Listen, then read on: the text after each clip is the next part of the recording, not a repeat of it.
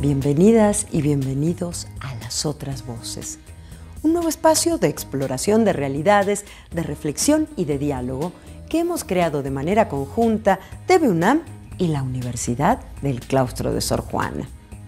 Me gustaría empezar contándoles por qué este programa se llama Las Otras Voces, haciendo referencia a esas voces que casi nunca escuchamos, voces que suelen pasar inadvertidas, voces que están fuera de los circuitos consagrados por el mercado o por los medios. Para eso, nada mejor que presentarles la frase que será, de alguna manera, nuestra justificación y nuestra guía. Si la pequeña voz de la historia tiene audiencia, lo hará interrumpiendo el cuento de la versión dominante, quebrando su línea del relato y enredando el argumento. Y es eso, justamente lo que queremos mostrarles en este programa. Ejemplos de organizaciones o de grupos que logran en distintas partes de México interrumpir el relato hegemónico, el relato dominante, a través de proyectos autónomos e independientes que inciden en la sociedad. Así, de a poco, iremos construyendo un mosaico de historias que nos permitirá conocer otros rostros de la realidad de México, los rostros de los que hablan con voces pequeñas pero valientes, solidarias y propositivas, voces imprescindibles. El programa de hoy está dedicado a una de las tradiciones más queridas por los mexicanos, las ofrendas de Día de Muertos. Cada comienzo de noviembre recordamos a los seres queridos que ya no están con nosotros. ¿Cómo? ¿De qué modo les rendimos homenaje? ¿Cómo los hacemos presentes? Las ofrendas o altares de muertos son un ritual que nos permite al mismo tiempo desafiar a la muerte con ironía y desparpajo y tener cerca a nuestros muertos. En última instancia, significan un triunfo de la vida y del amor sobre la muerte. Los invito a que nos asomemos a algunas de las propuestas que se hacen en las calles del centro histórico de la Ciudad de México. La cultura de alguna manera es diálogo con otras miradas, es diálogo con otros momentos, es diálogo con otras geografías y me parece que las costumbres también se van enriqueciendo con estas otras culturas, ¿no? Y con el diálogo con el presente. Y por ejemplo, aquí en el Centro Histórico tenemos una experiencia maravillosa que es el concurso de los altares. Y ahí mismo tú puedes descubrir distintas estéticas, distintas miradas, distintos ritos, distintas formas de vivir la muerte, ¿no? Pensamos que la mejor forma de integrar a los vecinos era a través de actividades artísticas y culturales y a través justamente de las tradiciones.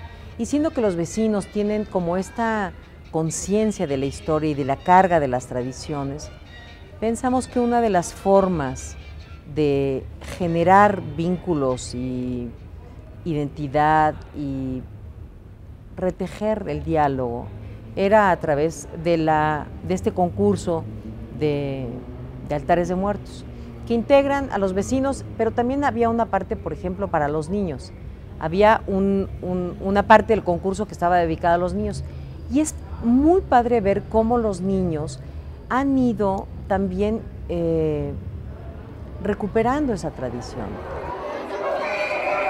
Buenas tardes, mi nombre es Joshua Isaac Santana del Valle y mis compañeros Azul, Alan, Naidel, Ian, Sebastián, Paulina y Emilio. Como verán, nuestra ofrenda se llama Escúchame y se la dedicamos al bullying. En nuestra ofrenda hay 4 elementos fundamentales: los cráneos, los portavelas, los muñecos y los dibujos. Los cráneos. Los cráneos los hicimos nuestros compañeros de la escuela con nuestras familias para que vieran que en familia se puede hacer mejores cosas. Los portavelas los hicimos con cosas reciclables. 3. Los muñecos son el daño que los niños pueden sentir físicamente los que sufren de bullying. Los dibujos representan lo que no queremos que pasen ni en nuestra escuela, ni en la calle, ni en nuestra casa. Gracias por su atención.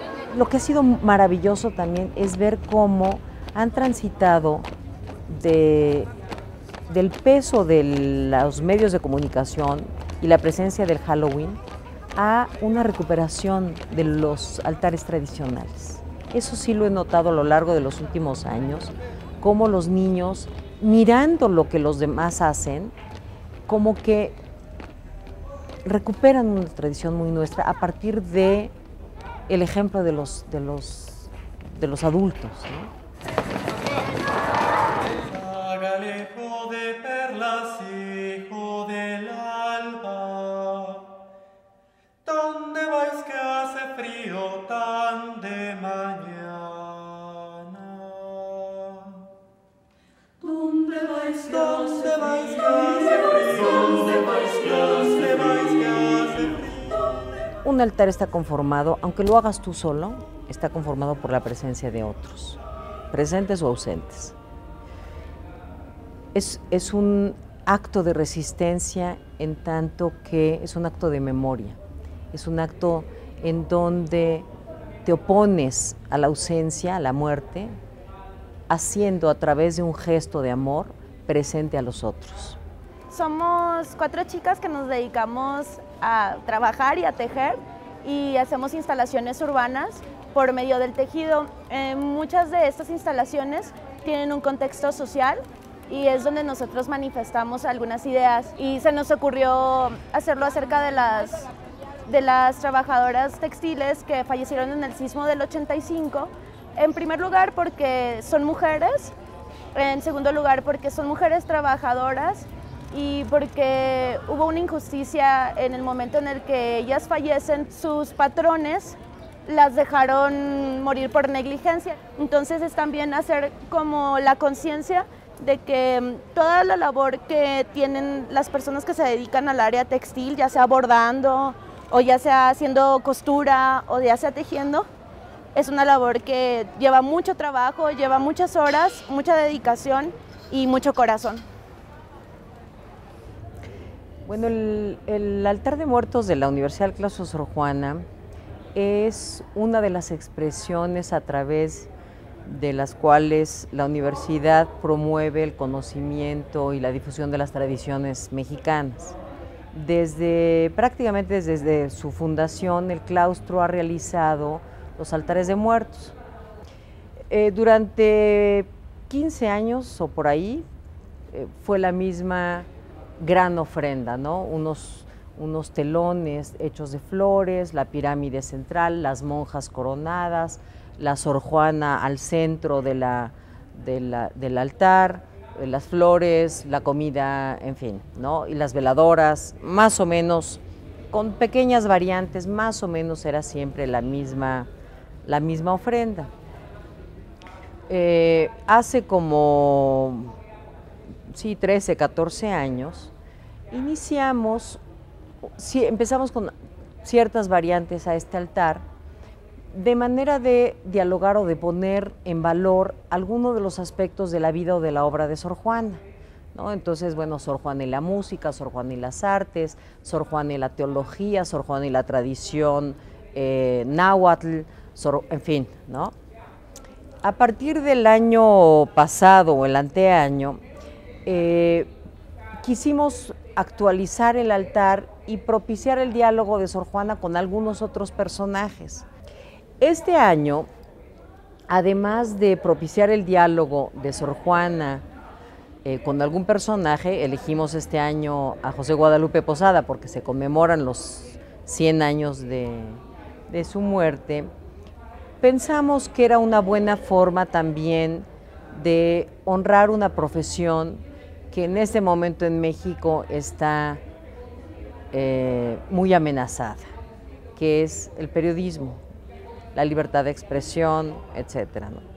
Entonces, utilizando uno de los grabados de Posada, que él llama a los periodistas, lo reprodujimos en 3 dimensiones, poniendo a todos los personajes del grabado Y de esta forma quisimos honrar a todos los periodistas que, ejerciendo la libertad de expresión y defendiéndola, fueron víctimas de violencia, ¿no? En los últimos años los datos son verdaderamente aterradores y preocupantes. Hay alrededor de 80 periodistas asesinados y 20 desaparecidos, incluso pueden ser más, ¿no? Entonces, si alguien defendió la libertad de expresión, si alguien defendió el derecho al conocimiento, el derecho a la palabra, fue Sor Juana, y nos parecía que una forma de honrarla a ella era honrando también la palabra y su defensa, y honrando a Posada y honrando a los periodistas.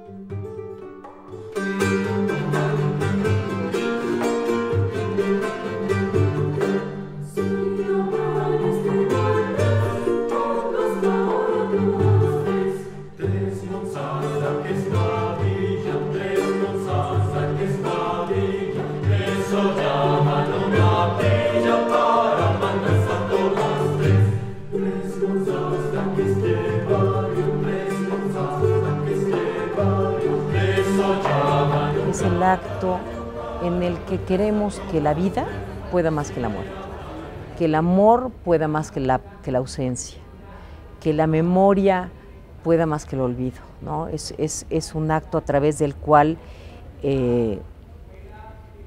nos enfrentamos a la muerte a carcajadas, digo. Y me parece que una de las formas más importantes de resistencia que tenemos es justamente la risa, ¿no? Es la forma como recuperamos la dignidad, es la forma como permitimos que la vida pueda más, es la forma como hacemos de la memoria no dolor, sino posibilidad para abrirse al futuro, ¿no?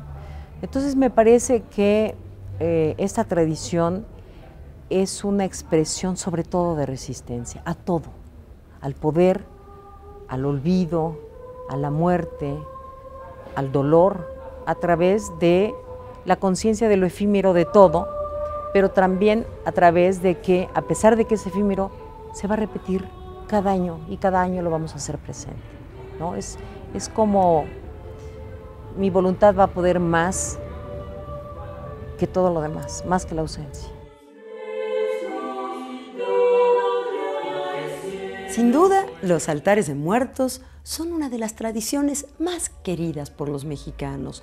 Y ver que sigue, no solo viva, sino cada vez con mayor fuerza, creatividad y compromiso, nos hace tener un poquito más de fe en el futuro, ¿no creen? Y quizás nos ayude, ¿por qué no?, a tener más cerca a nuestros seres queridos y más lejos a la Catrina durante todo el resto del año.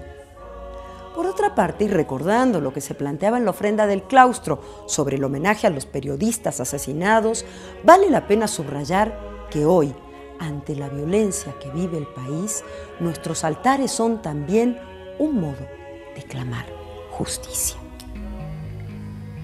Les agradecemos muchísimo que nos hayan acompañado el día de hoy en este paseo por las calles de nuestro centro histórico. Gracias por haber sido nuestros compañeros en este camino de solidaridades y complicidades que vamos construyendo juntos, ustedes y nosotros, en Las Otras Voces.